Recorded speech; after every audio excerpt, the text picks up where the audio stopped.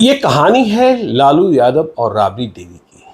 क्या आपको पता है कि राबड़ी देवी की शादी लालू यादव से कैसे हुई थी? शादी में लालू यादव ने दहेज कितना लिया था? लालू यादव का परिवार अधिक गरीब और राबड़ी देवी का परिवार अधिक संपन्न था। तो फिर यह शादी हुई कैसे? किसने कराई यह शादी? और फिर आगे परिवार का विस्तार कैसे हुआ? देखिए, आप लाइव सिटीज देख रहे हैं, मैं आपके साथ हूं ज्ञानेश्वर। तो कहानी दिलचस्प है, कहानी पुरानी है, लेकिन राज अब कई खुल रहे हैं। एक नई किताब आई है, कितना राज कितना काज, संतोष सिंह की किताब है। तो इस किताब में लालू यादव की शादी की कहानी बताई गई है।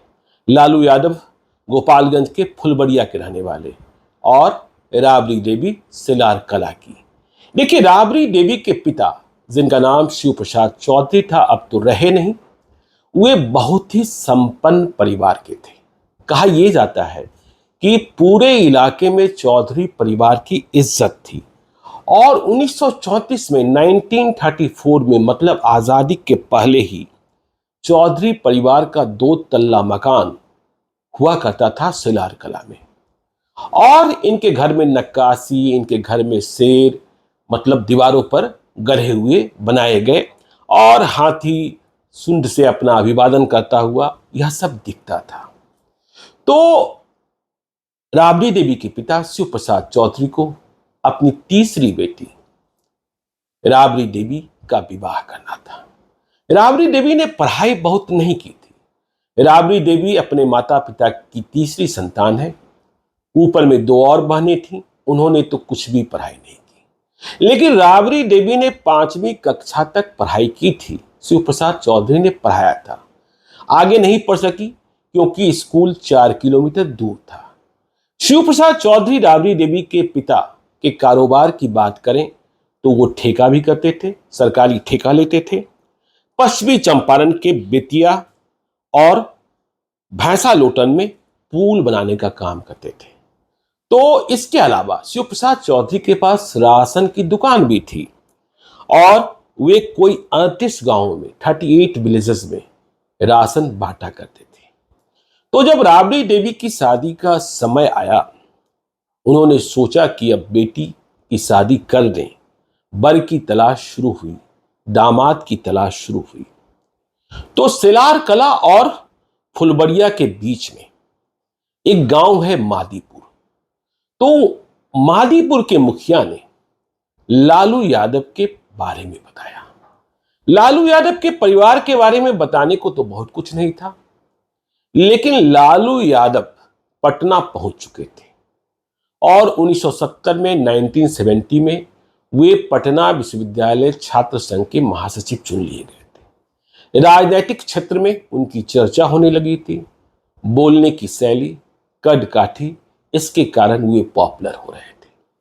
तो मादीपुर के मुखिया जी ने कहा शिव प्रसाद चौधरी को कि लड़का अच्छा है, पटना में पढ़ रहा है, आगे कुछ निश्चित रूप से करेगा, इसे आप अपनी बेटी राबड़ी देवी के साथ ब्याह सकते हैं।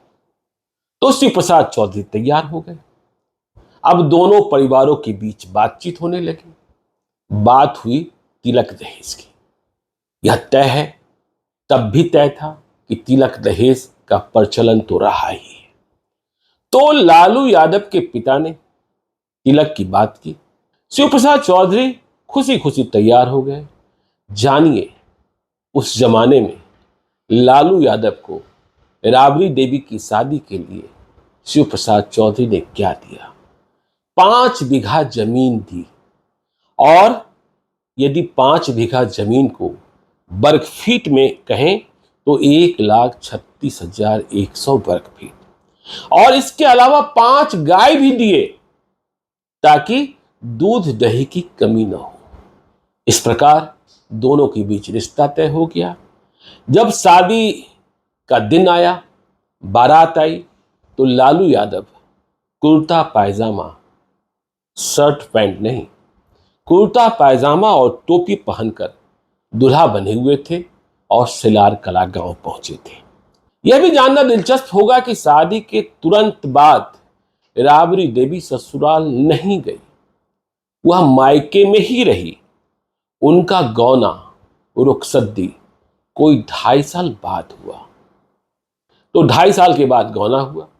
पहली बेटी के रूप में मीसा भारती का जन्म हुआ। देखिए, राबड़ी देवी ससुराल में प्रारंभिक दिनों में सदैव घूंघट में ही रहती थी, और जब फुलबड़िया में रहती थी या पटना तो बहुत बाद आई, तो लालू यादव के परिवार में जो आप कह सकते हैं कि जिनकी चलती थी या मालकिन थी, वह लालू यादव की मां मतलब राबड़ी देवी की सास मरछिया देवी थी।